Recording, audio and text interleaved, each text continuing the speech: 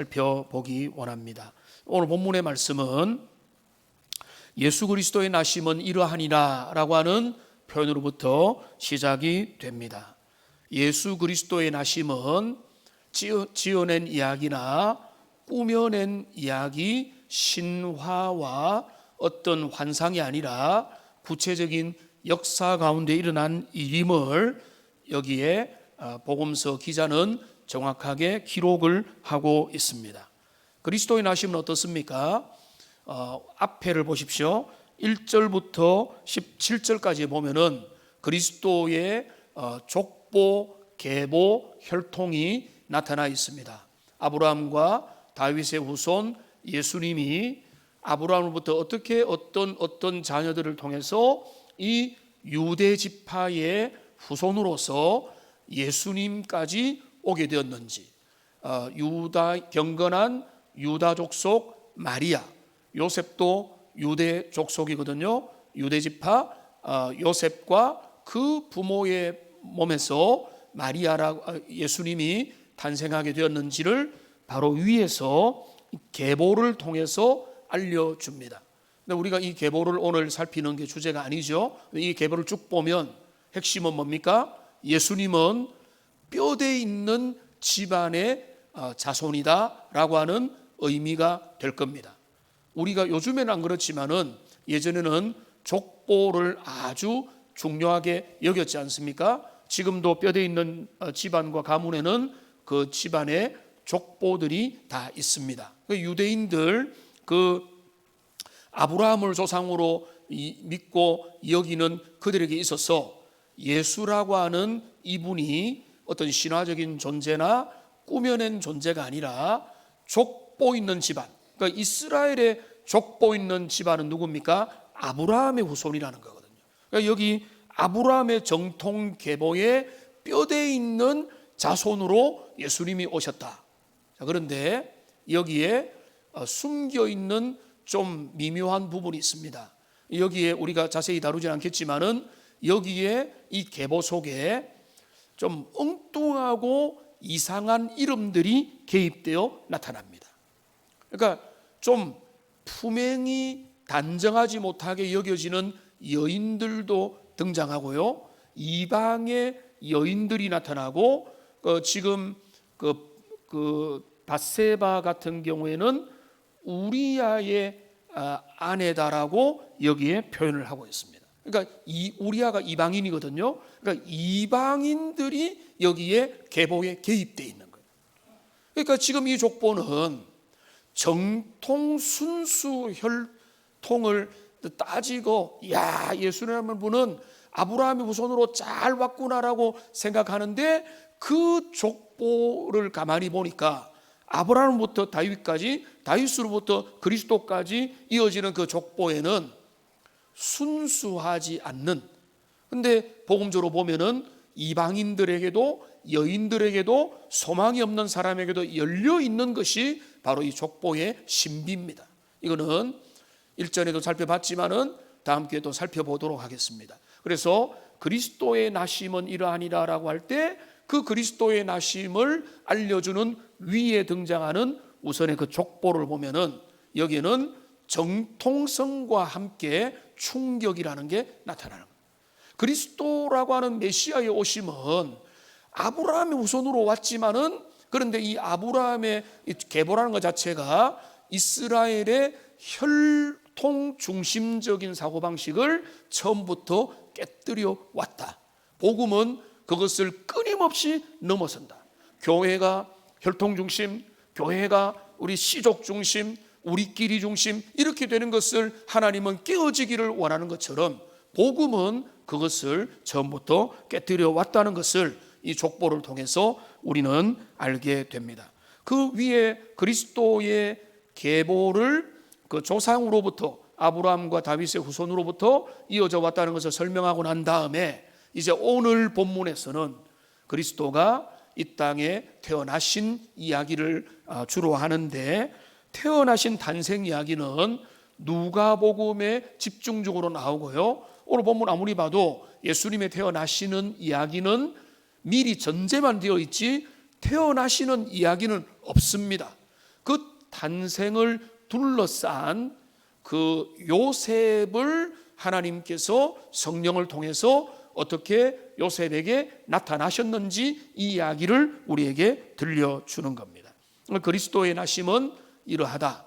예수님의 나심은 역사적인 사실임을 여기서 보여줍니다. 그런데 오늘 이 본문을 통해서 우리는 성탄에 어떤 역사들이 일어났는가, 우리가 2000년 전에 예수님이 우리를 위해서 오셨다 이 정도가 아니라 성탄의 세 가지 중요한 역사가 무엇인가를 함께 살펴보기 원합니다. 먼저 첫째는 성탄은 뭔가 하면 말씀 성취의 역사가 일어났습니다. 성탄의 의미는 뭔가 하면, 자 1번 띄워주셔야죠. 말씀 성취의 역사입니다. 하나님의 말씀이 그리스도 예수의 오심을 통해서 이 땅에 성취되고 이루어진 구약의 예언이 우리에게 완성된 그런 의미가 되겠습니다. 그러니까 갈라디아서 4장 4절은 이런 면에서 우리가 주목을 할 필요가 있거든요. 같이 한번 읽어보겠습니다. 때가 차매 하나님이 그 아들을 보내사 여자에게서 나게 하시고 율법 아래에 나게 하신 것은, 한번 따라합시다. 때가 차매. 때가 찼다는 것은 누군가가 때를 기다렸다는 거죠. 그죠? 그 누군가가 누굽니까? 누구시죠? 하나님이시죠. 기다리는 때가 있었다는 거예요. 하나님이 약속하신 때가 있었고 꿈꾸던 하나님의 그 시점이 있었다는, 그게 때를 기다렸던 분이 계셨고 기다렸던 때가 어느 특정한 역사의 시점에 드디어 도달했다는 것입니다. 여러분 뭔가를 기다렸던 적이 있죠. 소풍을 기다리거나 수학여행을 기다리거나 아주 해외여행을 기다리거나 뭔가를 기념일을 기다리거나 기다렸던 그게 있는데, 이 때가 찼다는 건 뭔가 하면 그 때를 기다렸던, 어쩌면 장세전부터 어쩌면 타락 이후로부터 아담의 타락으로부터 그때부터 기다려왔던 그때가 차서 예수님이 이 땅에 동정녀 탄생을 하신 겁니다. 우리가 성탄의 의미를 지금으로부터 2000년 전으로 돌아가서 2000년 전에 예수님이 탄생하셨구나 기쁘다 이렇게만 보면은 그리스도의 탄생을 너무 축소시키는 거예요. 그러니까 주님의 오심은 하나님의 예언의 성취요, 오랫동안의 선지자를 통해서 구약의 주의 백성을 통해서 예언하고 미리 말씀하시고 알려주신 것들이 어느 역사적인 특별한 시점 가운데 응답이 된 사건이다. 이게 바로 때가 찬 하나님 말씀의 성취의 사건이다. 이런 의미가 되겠습니다. 마리아의 잉태 소식을 들은 그 정혼한, 이제 약혼한 남편 요셉의 입장에서는 얼마나 당황했겠습니까? 당황을 했는데, 그런데 이 당황한 남편 요셉에게, 그 정혼자 요셉에게 천사가 등장합니다. 그리고는 알려줍니다. 아내, 너의 그 정혼한 여인 마리아 데려오기를 무서워하지 말라. 그가 아들을 낳을 것인데 그 이름을 예수라 하라고 하면서, 오늘 마태는 이거를 22절에서 이렇게 밝히고 있습니다. 이는, 이 모든 일이 된 것은 주께서 선지자로 하신 말씀을 이루려 하심이니 이르시되 라고 함이라. 이 많은 말을 하고 24절에 보니까 요셉이 잠에서 깨어났습니다. 그러니까 선지자를 통해서 하신 말씀을 이루시는데, 그 하신 말씀이 뭔가 하면 23절의 말씀이죠. 보라, 처녀가 잉태하여 아들을 낳을 것이요 그 이름을 임마누엘이라 하리라 라고 하는, 우리가 잘 알고 있는 말씀이 있는데, 이 말씀이 중요한 건 뭔가 하면 이사야 7장 14절의 인용이라는 겁니다. 이사야 7장 14절 같이 한번 읽어보겠습니다. 그러므로 주께서 친히 징조를 너희에게 주실 것이라. 보라, 처녀가 잉태하여 아들을 낳을 것이요 그 이름을 임마누엘이라 하리라. 이 구절을 잠시 띄워놓으시면, 이 구약의 한 600년 전, 몇백 년 전에 미리 나타난 예언은요, 성경에 수많은 빛나는 예언들이 있지만은 가장 놀라운 예언 중에 하나입니다. 그 중에 이유가 있습니다. 첫째는 뭔가 하면 처녀가 잉태하여 아들을 낳을 거라고 했습니다. 여러분, 이거는 오늘날 누군가가 그냥 내가 남자와의 관계도 없이 내가 잉태했다고 하면은 100이면 100 믿지 않을 겁니다. 근데 그게 예언이 되어 있습니다. 그래서 이거는 민망하다, 이거는 우리가 받기 힘들다 해서 로만 가톨릭 천주교에서는 처녀라는 것을 좀 더 보편적인 걸 해서 젊은 여인이라고 바꾸었습니다. 젊은 여자가 잉태하여 아들을 낳는다. 그러니까 그거는 받아들일 만하다. 여러분, 받아들일 만하면은 좋은 겁니까? 그런 게 아니거든요. 근데 여기 보십시오. 여러분, 처녀가 잉태하여 아들을 낳는 것이 바로 위에 보면 뭡니까? 주께서 친히 뭘 보여주신다고요? 징조를, 표징을, 어떤 사인을 너희에게 보여주는데, 그 징조는 뭔가 하면 젊은 여자가 아들을 낳을 것이다. 그거는 사인입니까? 상식입니까? 젊은 여자가, 젊어서 가임 가능한 여성이 자녀를 낳는 걸 가지고 징조라고 절대로 부를 수 없는 거예요. 그거는 징조가 될 수 없습니다. 기적도 아닙니다. 그거는 상식이고 온 세계 가운데 통용하는 누구나 알 수 있는 내용이기 때문에 그거는 징조가 될 수 없는 거예요. 주님이 뭐라고 합니까? 징조를 보여주겠다는, 그거는 뭔가 하면 기가 막힐 일이란다. 그건 뭡니까? 처녀가 잉태하여 아들을 낳는. 여러분, 역사 이래로 처녀가 잉태하여 아들을 낳은 분은 한 분밖에 없어요. 마리아입니다. 마리아를 통해서 그 아들 예수님이 나셨습니다. 창세기 3장에 보면은 여자의 후손이 뱀의 머리를 상하게 할 거라고 했습니다. 모든 후손들은요, 성경의 기록에 의하면은 남자의 후손이에요. 이삭은 누구의 아들이죠? 사라의 아들이라고 성경이 말하지 않아요. 사라가 낳았지만 누구의 아들입니까? 아브라함의 아들이에요. 요셉은요, 이삭의 아들이에요. 그런데 여자의 후손이라는 거예요. 왜 여자의 후손입니까? 남자 없이 난 후손이 난다는 겁니다. 그게 수천 년 전에 기록된 창세기, 그리고 오늘 이사야 7장에 나타난 처녀가 잉태하여 아들을 낳을 것이다. 그런데 여기서 중요한 것은 주의 전사가 요셉에게 등장해서 꿈에 등장했습니다. 등장했기 때문에 요셉이 하나님 말씀을 듣고 마리아를 데려온 게 아니라 거기는 더 깊은 의미가 있습니다. 꿈에 등장해서 하나님의 말씀을 알려주십니다. 너 이사야서 알지? 이사야 9장을 알지? 이사야 7장을 알고 선지자들의 예언을 알지? 그 모든 구약 예언이 마리아에게서 성취될 것이다. 이거를 주의 천사가 알려준 겁니다. 그러니까 그 예언된 내용이 그 여인을 통해서 성취될 거라는 것을 알려주고 요셉이 설득된 사건, 그게 바로 성탄의 기적이에요. 그러니까 성탄의 기적에 제일 먼저 생각할 것은 뭔가 하면 구약 예언과 하나님의 숱한 말씀의 예언들이 그리스도 예수의 탄생과 그분의 인격과 그분의 생애 속에 성취되는 사건이 바로 그런 것이다. 그러니까 여기 또 하나 뭡니까? 그 이름을 임마누엘이라 하리라.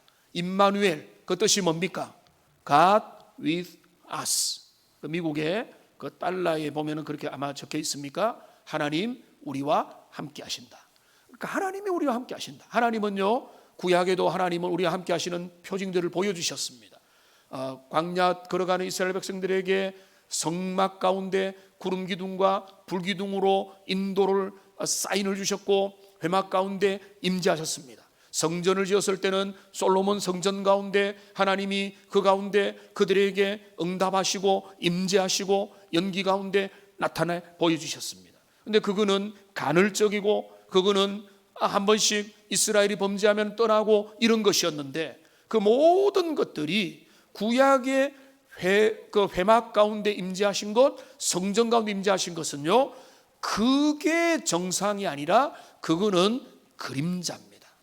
그 그림자는 무엇을 상징하는가 하면 영원히 우리와 함께 하시는 그 하나님이 우리 가운데 거하심을 상징적으로 구약에 보여주신 겁니다. 그런데 그 상징이 실체가 된 그때가 뭔가 하면 예수님의 탄생이란, 예수님이 땅에 오셔서 그들과 함께 하시고 그 죄인들과 함께 걸으시고 먹으시고 사역하시고 말씀하시고 복음을 전파하시고 치유하시고 메시아 일들을 하셨습니다.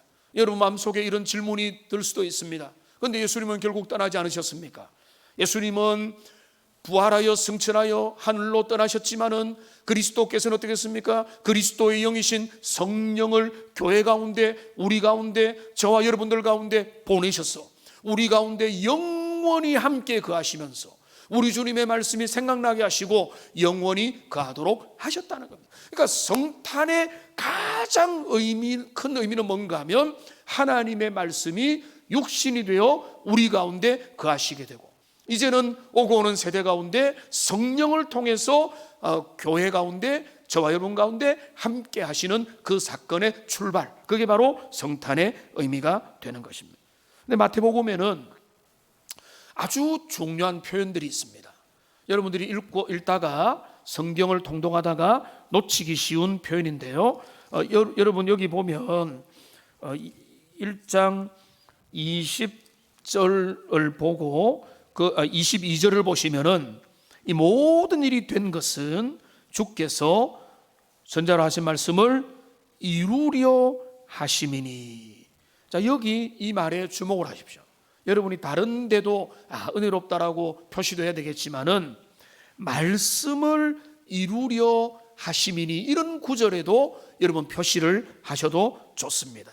그러니까 선지자들을 통해서, 구약의 기록의 선지자를 통해서 예언된 것들이, 그 선지자들을 통해 주신 말씀들이 그리스도를 통해서 얼마나 이루고자 하느냐, 그게 다른 데도 많이 나타나지만은 마태복음에 주도하여 나타나고 있습니다. 2장 5절도 보십시오. 이는 유대 베들레헴이 탄생지입니다. 내일 살필 본문인데 선지자로 이렇게 기록되었다라고, 선지서에 기록된 베들레헴이라는 그 지역에 그거를 지금 그리스도의 탄생지가 있다는 것입니다. 그러니까 이거는 예수님의 탄생은 우연과 어떤 이상한 그냥 일어난 일이 아니라 예언이 성취된 사건이다, 이런 의미입니다. 2장 15절을 보십시오. 여기 보면은 예수님께서 이제 애굽으로 예수님의 부모와 함께 어린 예수님이 피신을 하는데, 이는 주께서 선지자를 통하여 말씀하신 바 애굽으로부터 내 아들을 불렀다함을 이루려 하시면, 그 말씀을 이루기 위해서 굳이 애굽으로 예수님의 부모님이 아기 예수님을 데리고 애굽으로 피신을 가셨다는 겁니다. 왜요? 말씀을 이루기 위해서. 2장 23절도 보십시오. 여기 이렇게 말합니다. 이는 선지자로 하신 말씀에 나사렛 사람이라 칭하리라 하심을 이루려 하심이라. 3장 3절도 보십시오. 이사야를 통하여, 그는 선지자 이사야를 통하여 말씀하신 자라. 이게 또 구약에 예언된 그 세례 요한의 등장을 의미하는 겁니다. 마지막 한 대만 더 보면 4장 14절을 보십시오. 이는 선지자 이사야를 통하여 하신 말씀을 이루려 하심이라. 그러니까 우리가 쉽게 은혜 받는 것도 중요하고, 우리가 성탄의 의미에 대해서 마음의 자극을 받아가지고 막 뜨거워지는 것도 중요하지만은, 우리가 받아야 될 은혜는 팩트 때문에 받는 은혜가 나는 더 크다고 봐요. 진리는 사실이기 때문에 그렇습니다. 우리 주님의 오심은 뭔가 하면 오랫동안 기다려왔던, 하나님이 꿈꾸고 구약의 선지자를 통해서 수많이 많은 예언되었던 내용들이 그리스도의 오심과 탄생과 그의 이름과 그의 탄생지와 그의 사역과 그의 사역에 대한 사람들의 반응과 이 모든 것을 통해서 결국 우리가 주목하게 되는 건 뭔가 하면, 하나님의 모든 예언이 그대로 진리고 사실이구나라는 것들을 우리가 발견하게 되는 것입니다. 그래서 우리가 이 성탄에, 오늘 성탄 주일에 우리가 집중해야 될 첫 번째 성탄의 놀라운 역사는 뭔가 하면, 성탄은 말씀 성취의 역사다. 우리 주님께서 하셨던 하나님의 구약의 모든 미리 선자를 통해서, 주의 종도를 통해서, 모든 기회를 통해서, 다윗을 통해서, 시편을 통해서, 구약의 많은 내용에서 우리 주님이 언약하셨던 메시아의 오심을 예언했던 모든 예언들이 그리스도가 동정녀 잉태하심으로 말씀이 성취되는 사건, 그게 바로 말씀 성취의 역사, 이게 성탄의 첫 번째 의미가 되는 것입니다. 우리는 두 번째 성탄에 어떤 역사가 일어나는가? 성탄은 바로 오늘 설교 제목이기도 하지만은 성령의 역사가 집중해서 나타났습니다. 성령께서 역사하셨습니다. 여러분, 사도신경을 오늘 우리 같이 외웠습니다. 자, 뭐라고 외웠습니까? 이렇게 외웠습니다. 그 외아들 우리 주 예수 그리스도를 믿사오니 이는 뭐죠? 성령으로 잉태하사 그 다음에 동정녀 마리아에게 나셨다. 우리의 그리스도에 대한 첫 번째 믿음은 뭔가 하면, 성령으로 동정녀로 탄생하셨다는 것을 믿음으로 고백하는 것, 이게 교회 신앙 고백의 제일 중요한 그리스도에 대한 믿음의 첫 번째 기둥이 되는 겁니다. 예수님이 성령으로 잉태하셨습니다. 18절을 보십시오. 여기 보면은 그의 어머니 마리아가 요셉과 약혼하고 동거하기 전에 성령으로 잉태된 것이 나타났다. 여러분, 곤란한 질문 중에 하나가 예수님의 동정녀 탄생입니다. 여러분, 이거를 저의 모든 지식을 총동원해도 저는 여러분에게 합리적으로 설명 못합니다. 어떻게 이것이 가능한지, 우리의 과학적인 어떤 지식과 이 땅에 있는 합리적인 모든 지식과 지혜를 총동원해도 성령으로 남녀의 성적인 결합이 없이 이 탄생이 가능하다는 것을, 이거는 무조건 상식이다라고 저는 말을 할 수가 없습니다. 그런데 그래서 어떤 사람들은요, 이런 내용은 우리가 성경에서 빼자 이렇게 갑니다. 그러니까 성경에 나타난 부담스러운 내용들, 우리가 합리적으로, 논리적으로, 과학적으로 검증하고 어떻게 이제 재현이 가능한 것들만 받아들이고, 그렇지 않은 거는 그냥 과장법이라고 생각하고 어떤 신화적이고 문화적인 표현으로 알고 그거는 빼고, 좀 그거를 빼면은 훨씬 더 잘 믿을 수 있지 않겠느냐라고 사람들은 주장을 합니다. 그런데 놀라운 사실은 성경은 이 내용을 절대로 감추려고 하지 않습니다. 오히려 성경은 이 내용을 떳떳하게 밝히고 있습니다. 예수님은 남자를 통하지 않고 그저 동정녀로 성령에 의해서 탄생하셨다. 여러분 중에 초신자들은 이제부터 본질이 나오는구나, 교회는 역실히 성경은 이상해, 믿지 못하겠어, 이런 분들도 있을 것 같습니다. 근데 가만히 생각해 보십시오. 여러분, 초자연적인 모든 영역은요, 우리는 설명을 못합니다. 가장 대표적인 뭡니까? 하나님이 천지를 무에서 유로 만드셨다는 겁니다. 근데 우리는 믿죠. 전능하신 하나님이라면 얼마든지 가능하다. 그런데 그거는 지금 우리의 수준의 과학과 이성과 논리로는요, 철학자들은 그걸 믿을 수 있어요. 왜? 그들이 논리적으로는 전능자라면 모든 걸 할 수 있다. 그런데 형이학, 과학, 눈에 보이는 실증적으로 본다면은 이거를 설명을 못해요. 그런데 우리가 볼 때, 자, 그러면 우리는 어떤 길을 택할 거냐? 눈에 보이고 설명이 가능하고 모든 합리적인 것들만 우리가 받아들일 거냐? 그렇게 받아들이면 사람들은 합리적인 사람이 되는 겁니다. 근데 그들에게는 믿음의 영역은 사라지는 겁니다. 믿음은 뭡니까? 하나님이 계시고 그분이 전능하신 분은 죽은 자도 일으키시고 무에서 유를 창조하시고 말씀으로 지금도 모든 불가능을 가능케 하시는 분이라는 것을, 그분이 하나님이지 하나님에게 잣대고 pot대고 멋대고 하나님이 우리의 이성에 가두어서 하나님 이거는 안 됩니다, 하나님 이런 일을 하시면 안 됩니다라고 한다면 그분은 더 이상 하나님이 아닌 거예요.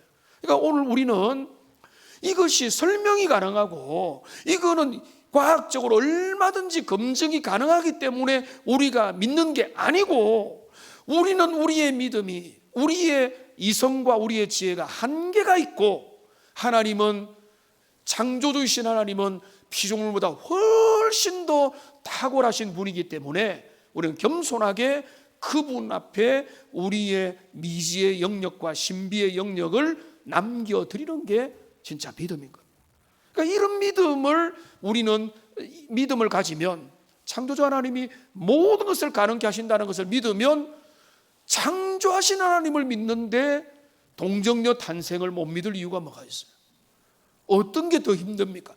무에서 유를 만든 게 힘듭니까? 무에서 한 사람을 잉태시키게 하는 게 힘듭니까? 무에서 유로 만드는 게 어떤 의미에서 훨씬 더 어려워요. 종류도 많고 씨앗도 많고 대상도 너무 많은데 그 모든 것을 만드신 하나님이라고 한다면, 이 하나님은 능히 성령께서 이 동정녀 탄생을 가능하게 하시는 것이다. 그러니까 우리는 우리의 이성으로 이해하지 못하는 부분이 있기 때문에 믿음에서 믿음이 없어지는 게 아니고, 그거를 받아들이기 시작할 때 참된 믿음이 시작하는 거예요. 그분은 창조자입니다. 하나님은 우리의 영역을 뛰어넘으십니다. 4차원, 5차원, 6차원 영적 세계에 초월하신 분으로서 우리의 유한한 인생을 능가하신 분이심을 믿음으로 인정할 때 성경의 세계가 열리고 우리의 믿음의 세계가 열리기 때문에 그렇습니다. 그런데 여기 합리적인 경건한 사람 요셉이 있습니다. 그런데 요셉이 그는 경건했기 때문에 어떻게 했습니까? 이 마리아의 잉태 소식을 듣자마자 이 요셉이 한 행동 뭔가 하면 가만히 정리하고자 했습니다. 그런데 천사가 요셉에게 나타났습니다. 그리고 말합니다. 무서워하지 말라, 두려워하지 말라, 마리아를 너에게 데려와라 라고 이야기했습니다. 그런데 요셉은 성령의 인도를 받은 것입니다. 성령께서 꿈에 천사를 통해서 나타나신 겁니다. 저도 그렇거든요. 내 생각이 빤하게 있는데 하나님이 나타나셨어. 이사야 9장을 봐라 라고 하셔가지고 9장을 읽어보고 7장을 읽어보고 그 내용대로 내가 그에게 임한다라고 하면은 저는 순종할 것 같아요. 그러니까 지금 요셉에게 성령께서 비상 개입을 하신 거예요. 왜냐하면 비상 개입을 하지 않으면은 요셉이 어떻게 이거를 받아들일 수가 있겠습니까? 성령께서 천사를 통해서 마리아의 설득에 넘어간 게 아니고, 마리아와 관계없이 하나님께서, 성령께서 요셉에게 비상으로 개입하셨어. 그에게 감동을 주시고 말씀을 깨닫게 하시고 은혜를 베풀어 주신 겁니다. 성령께서는 그뿐만 아니라 오늘 본문에 없지만은 누가 보면은 마리아에게 찾아가셨습니다. 가장 당황했던 사람은 마리아입니다.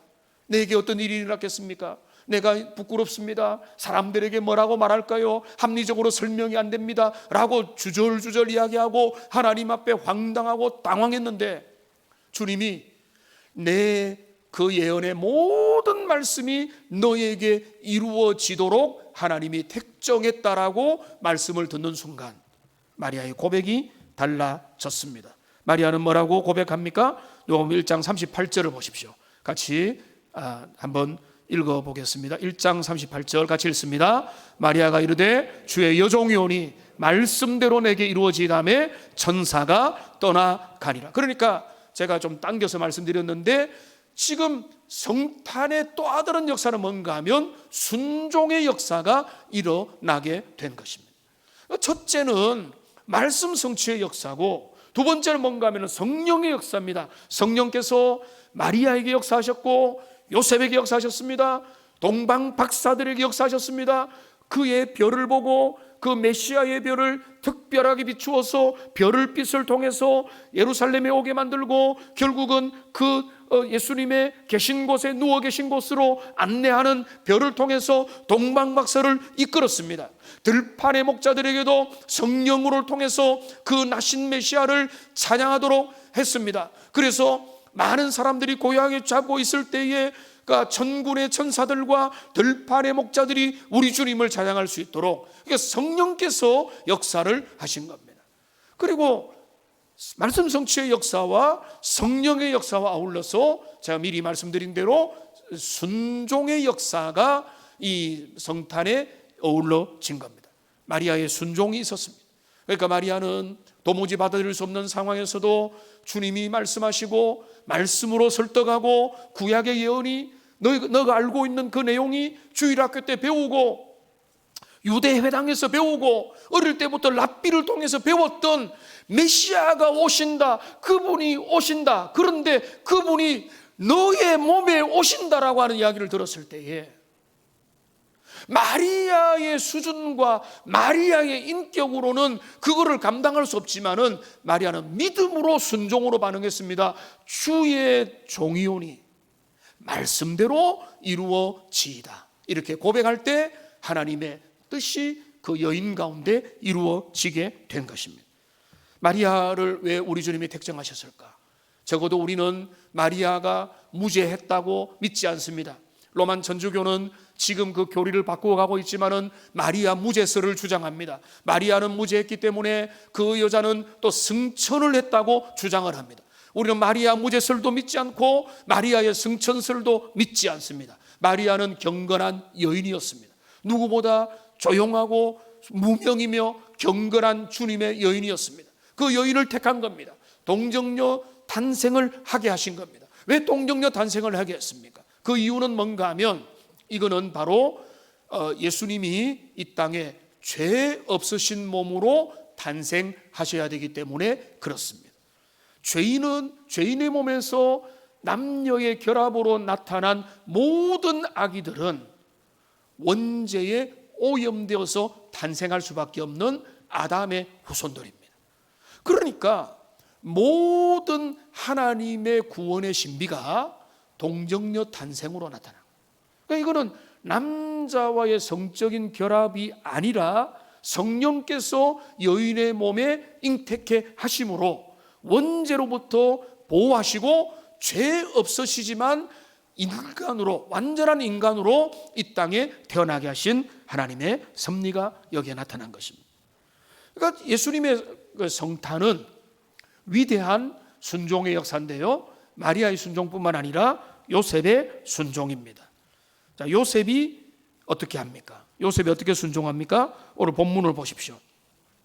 24절에 보면은 요셉이 잠에서 깨어 일어나 주의 사자의 분부대로 행하여 그의 아내를 데려왔으나 아들을 낳기까지 동침하지 아니하였더라.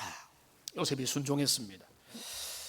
저는 이런 질문을 던져봅니다. 왜 요셉이 순종했을까? 요셉이 마리아를 사랑했기 때문에 저는 그거는 절대 아니라고 봐요. 마리아를 사랑하는 최고의 방법은요, 뭔가 하면 가만히 끊는 겁니다. 왜냐하면 경건한 요셉이 그 부도덕함을, 일어날 수 없는 일을 받아들일 수 없습니다. 그런데 못된 사람이라면 마리아를 욕하고 세상 사람들에게 마리아에 대한 좋지 못한 부정한 여인이라고 하는 소문을 내버려야 요셉이 살 수가 있습니다. 왜냐하면 부정한 여인이라고 되어야 정혼이 무효가 되고 요셉은 그 다음부터 깨끗해진 상태가 되기 때문에 그렇습니다. 근데 요셉은 경건한 사람이기 때문에, 그가 또 마리아를 사랑하기 때문에, 그런데 황당한 일을 들었기 때문에 그가 할 수 있는 가장 최선의 길이 뭔가 하면 마리아를 가만히 끊어버리고 이 정혼 상태를 파기하고 모든 수모와 불이익을 직접 당하는 겁니다. 그 요셉이 결정하고자 하는 길이었습니다. 남들이 뭐라 하든 내가 사랑했던 여인이 이런 일이 났는데 나는 논리적으로 납득이 안 되지만은 내가 마리아를 사랑했던 대가로 그 조용히 정리한다. 모든 손가락질을 나도 당하겠다. 이게 요셉의 경건의 절정이거든요. 근데 요셉은 순종하여 마리아를 데려옵니다. 그리고 출생할 때까지 지금 부부 관계를 하지 않았다, 이렇게 말을 합니다. 요셉은 무엇에 순종했습니까? 마리아를 사랑한 겁니까? 그거를 넘어서는 거예요. 주님의 말씀에 순종한 겁니다. 꿈에 나타난 천사가 꿈에 천사 한번 나타났다고 순종한 게 아니에요. 천사가 알려준 이사야서의 말씀, 하나님의 예언의 말씀, 그들이 그렇게 어릴 때부터 주일학교 때부터 랍비 교육을 통해 배웠던 메시아가 동정녀 탄생을 한다. 어쩌면은 이사야 7장을 요셉과 마리아는 알고 있었기 때문에 머리가 쭉 빗었을 수도 있을 겁니다. 그 약속된 내용들이, 어쩌면 그들이 암송도 했을 그 내용들이, 그렇게 기대했던 그 내용들이 저 사랑하는 여인에게서 내가 정혼했던 여인에게서 일어난다라고 여인이 이야기하고 주의 천사가 알려주니까 말씀 앞에 납득해서 순종하는 사건이 바로 여기에 나타난 성탄의 사건이에요. 이 성탄 앞에 마리아가 순종했고 요셉이 순종했습니다. 근데 왜 여러분이 시비를 거세요? 왜 사람들이 그거를 못 믿겠다고 말합니까? 제일 못 믿는 사람은 마리아요 요셉입니다. 근데 그들이 주의 영의 인도를 받아서 말씀 앞에 순종해서 마리아도 주의 계집종이오니 말씀대로 이루어지면 좋겠다고 했고, 요셉도 말씀 앞에 순종하여 마리아를 데려왔다. 그러니까 이 성탄에 나타난 사건은 하나님의 위대한 일들이 순종하는 믿음의 사람 요셉과 마리아의 순종으로 정점을 이룬 것입니다. 이 말씀을 정리하겠습니다. 내일이 성탄 예배가 있기 때문에 오늘도 성탄 예배처럼 내일도 성탄 예배처럼 하면은 좀 하루 상관에 너무 그럴 것 같아서 오늘은 그 예비하는 의미에서 그리스도의 성탄에 그 어떤 역사들이 일어나는가, 이런 것들을 좀 객관적으로 살펴봤습니다.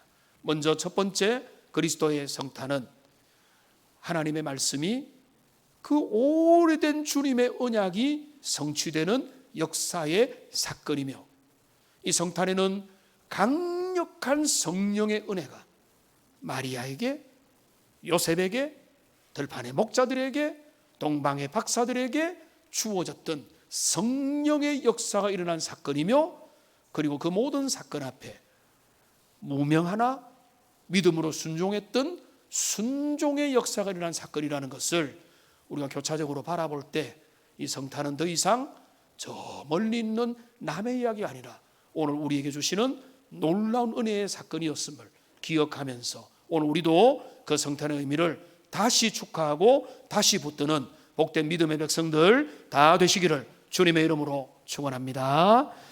기도하겠습니다. 살아계신 하나님 아버지, 때가